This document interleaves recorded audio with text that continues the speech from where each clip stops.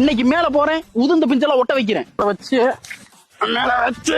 ஏய், எவன்டா தென்னை மரத்துல ஏறிட்டு இருக்குது? ஏய் ரமேஷ், அன்னைக்கு தான் வாழை மரத்துல ஏறிட்டு இருந்தேன், இன்னைக்கு என்ன தென்னை மரத்துல ஏறிட்டு இருக்க? இப்படி இந்த மரத்துல ஏறி என்னையா பண்ணிட்டு இருக்க?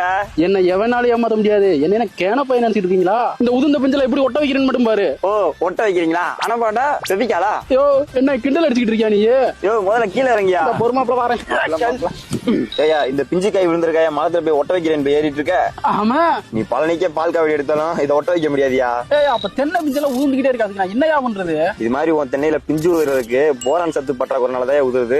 போரானு தானே, அதெல்லாம் கொடுத்து தவிச்சிட்டேன்பா. எல்லாரும் பண்ற பெரிய தப்பே இதான். போரான் மட்டும் கொடுத்துட்டு அப்புறம் ரிசல்ட் எதிர்பார்த்துட்டு இருக்கிறது. வேற எது கொடுக்கறது? ஐயோ, நீ போரான் கொடுக்கறது தப்பே கிடையாது. அது கூட இந்த பூமெக்ஸ், பெமிக்கிறோ, இந்த 2 மருந்தையும் சேர்ந்து கொடுத்து பாரு, பிரமாதமா இருக்குமியா. அப்படி என்னையா பிரமாதமா இருக்கும்? இதை நம்ம வேறு வழியா கட்டுறதுனாலயும் மரத்தை சுத்தி தூர் வழியா ஊத்துறதுனாலயும் அந்த பிஞ்சுக்கும் பூவிற்கும் இடையில இருக்க அந்த பிழிப்பு தன்மையை அதிகப்படுத்தி பாலினேஷனை நல்லா ஃபிட் பண்ணி நல்லாவே காய பிடிக்க வைக்கும். யோ, எனக்கு அதெல்லாம் தெரியாது. இந்த பிஞ்சு உதிருமா உதிராதா அதை மட்டும் சொல்றேன். உதிரவே உதிராதனே, நம்பி ஊத்தி பாருனே. சரியா, இவ்வளவு தூரம் சொல்றேன், இந்த வடம் ட்ரை பண்ணி பாத்துறேன்.